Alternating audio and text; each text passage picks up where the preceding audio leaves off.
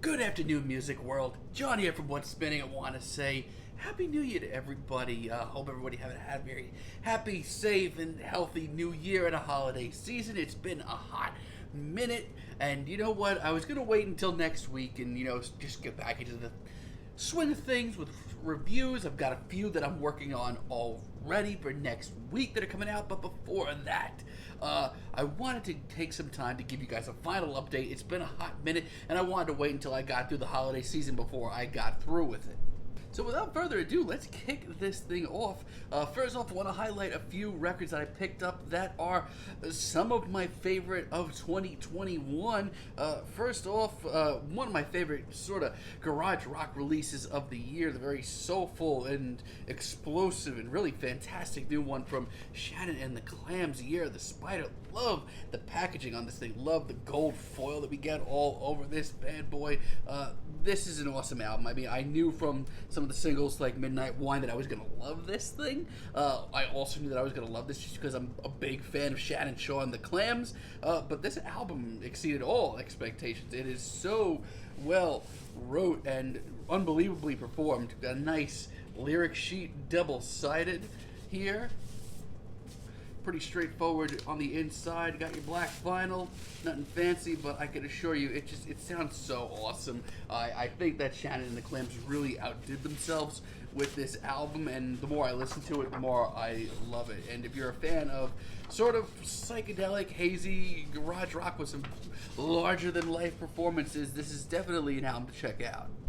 Okay, up next, it's an album that I really struggled not to put in my top 20. Like, this was like, if I was going to do a top 21 albums of last year, which, I don't know, it was a possibility, but this would have been number 21. It was an album that I loved so much more and more as the year rolled on. I'm talking about the latest from Faye Webster. I know I'm funny, haha. I don't know what it is about this album, if it's just the sort of cynical tone to it, or just how breezy it is, or Faye's lyrics, or her performances. They're just so heartbroken, but she's got this sort of bitter edge to her that I love. I've loved, her live performances. I've seen her live a few times at different festivals. It really comes through here in a big way, and this album is just a knockout all around. I mean, the album intro, Better Distractions, whenever I was upset or stressed out this year, I put that one on and just let it flow away. I love the sort of soft rock vibes that we get here, a little old country as well.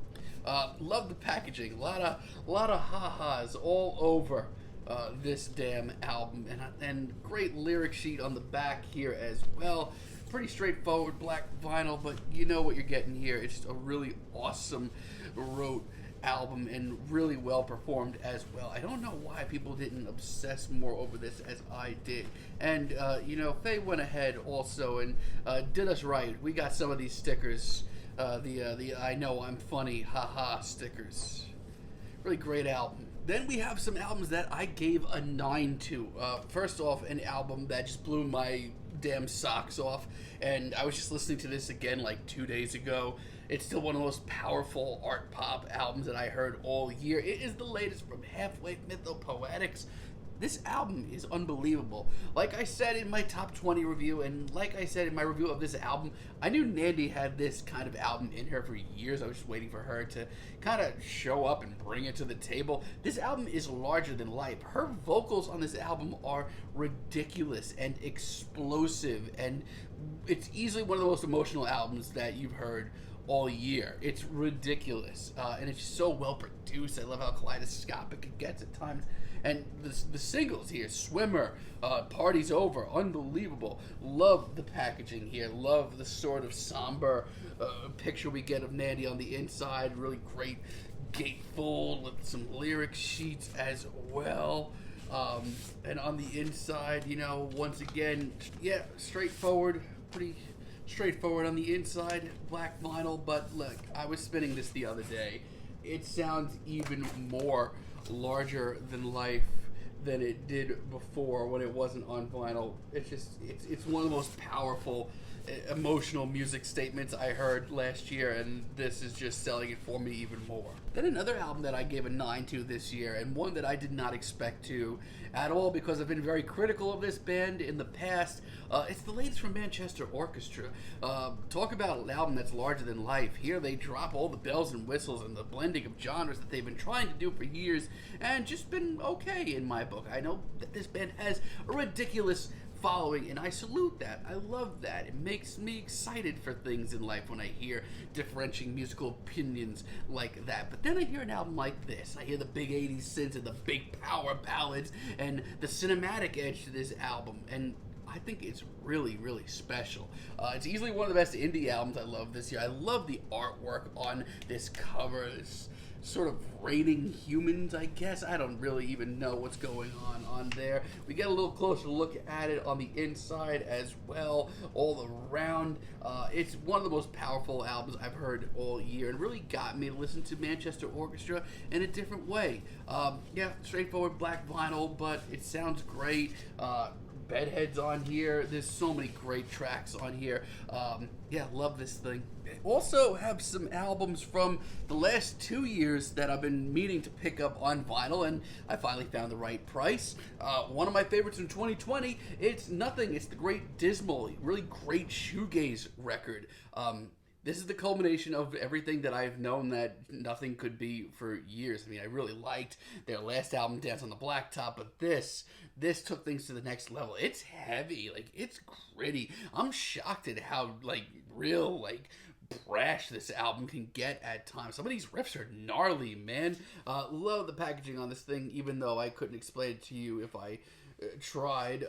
And here's the story here. This vinyl is absolutely gorgeous. Like, it is a beautiful blend of half clear and half orange with some great blue splatters.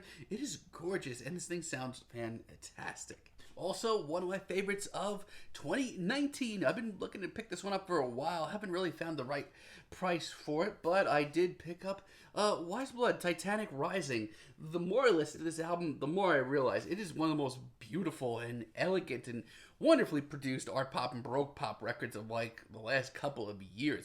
Her singing and performances on this album are ridiculous. I mean, Natalie has this way of taking things up so many notches on this album, and I love the artwork here. It's such an odd artwork that you can't really place your finger on, and once again, this pressing is gorgeous. I don't even know what this even is. But it is beautiful blend of orange and pink and blue and white, and it is gorgeous, and just basically so many of my favorite tracks that Natalie has put together over the years appear on this album, and it's so gorgeous and it's so well produced. Shout out to Jonathan Rado, he produced this thing. Awesome album. Also, picked up a few other records that I've been looking for a couple of years, honestly. I'm a big drive-by truckers guy. Found a nice copy of Decoration Day at my local shop about 2 weeks ago. I love this album. There's a lot of some of my favorite deep cuts from the band come on this album, like My Sweet Annette, Marry Me's on here, Hell No I Ain't Happy. I mean, this is just such a great time period and one of the better alternative country acts of, the last 20 years or so. Love the packaging on all these pressings. Love the inside. Love the pictures of the band we get. Love the gatefold with the lyrics. Love the artwork. I love everything about this era of drive-by truckers, and it is a awesomely gorgeous gold pressing of this album, which is just so nice. I'm really picking up a lot of their stuff from this time period. That live album, that double live album that they put out from this time period is also awesome. Also, I've been on a big Magnetic Fields kick, and this is one of my favorite records of theirs. Big Charm of the Highway Strip guy. It's one that has grown on me quite a bit. I mean, I don't think it's nearly as instantaneous as Holiday or Get Lost. This one is a grower, but I don't know, the surreal imagery on here, the more stripped down sound, just the weird dark side to this album. There's a lot going for it, and I absolutely love it. And not only that, but it has some of my favorite Stephen Merritt tracks on here. Two Characters in Search of a Country Song is a great one. Also, what else is on here? Long Vermont Road is awesome. Born on a Train is awesome. It's just an awesome album all around. And I'm just, a really big fan of this era of Magnetic Fields. Straightforward black vinyl, but as far as this era goes, I have everything now on vinyl that I truly, truly love from the band. Fantastic album. And you know what? While I was at the store, I wanted something a little heavy, a little gritty, a little muddy, a little dirty sounding. And I've been looking for this for ages on vinyl. It is Dope Body's Lifer. This album is a crunchy, muddy, really thick blend of garage rock and sludge metal and just a little psychedelic rock and krautrock at times too. But the production on this album is so freaking thick. This is thick with like 4 C's, and it is so good. It ends up actually being one of the band's catchiest works as well, which I don't know how it works, but honestly, it's such a great album from such an underrated band. Love this thing. I mean, Repo Man is probably my all-time favorite Dope Body track. It's such a killer tune. Straightforward black vinyl, but I am just so, so, so happy to have this in the collection. Now, a few of you have been asking if I partook in the almighty record store day on Black Friday.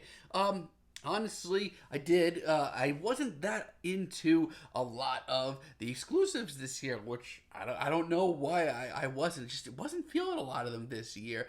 I ended up going anyway. I ended up getting a lot of nostalgia. You'll see that in a second. But one exclusive that I did pick up, and I'm so happy that I did, because it was really the only one that I wanted, was this freaking fantastic repressing of Thundercats: The Golden Age of the Apocalypse. It's still my favorite Thundercat release. I've kind of been, very wishy-washy with him ever since, but this is just such a great album for him. It's his first album, and this gold packaging is so freaking sweet. I love the inner sleeve as well. The whole packaging on this project, this repressing, is awesome, and nice bright red vinyl. It's just such a good album from one of modern funk's greats. Like I said, I've personally fallen off with him lately. I can't get into albums from him like I used to, but this is special right here. Yeah, and like I said, honestly, my teenage self came with me to the record store on Black Friday, because I picked up a couple of nostalgia vinyl here. First off, great price on this. It's the 20th anniversary pressing of the Shins' breakthrough classic, Oh Inverted World. It's still just such a timeless indie recording. Love the packaging on this. Love the inner sleeve as well. We get a nice, big, long lyric book with all these fantastic pictures of the band and real deep dive into the lyrics and some backstory. It's a really cool little package that they put together here. And you know what? It's straightforward black vinyl, but it's such a timeless album, and the price was right. I could not say no to this, not even if I wanted to. Also, this is such an odd one, and I'm almost kicking myself for doing it, but it was $5. It was in the bargain bin, and I was such a huge Atmosphere fan in high school. I found this weird album that they put out a couple of years ago. It's the day before Halloween, and I have listened to it recently when I was getting ready for their review of their last album that they just put out. Honestly, it's campy fun, and it was $5. And like I said, I was so into Atmosphere in high school. Slug and his lyrics meant so much to me then. This is a weird tape for them, and it should have probably happened 15 years ago. But you know what? It's something, and now it's in the old collection. Straightforward black vinyl, you know the drill. It's certainly interesting. I mean, it's basically Atmosphere goes horrorcore, which I'm surprised didn't happen a lot earlier than 2 years ago.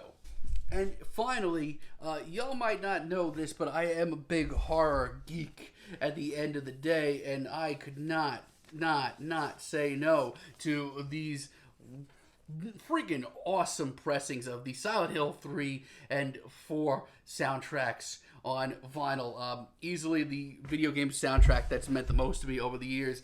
3 in particular. This was huge. I could not say no to this if I wanted to. The packaging is awesome. Fantastic. We got Heather on the front. Cannot for the life of me remember her name on the back.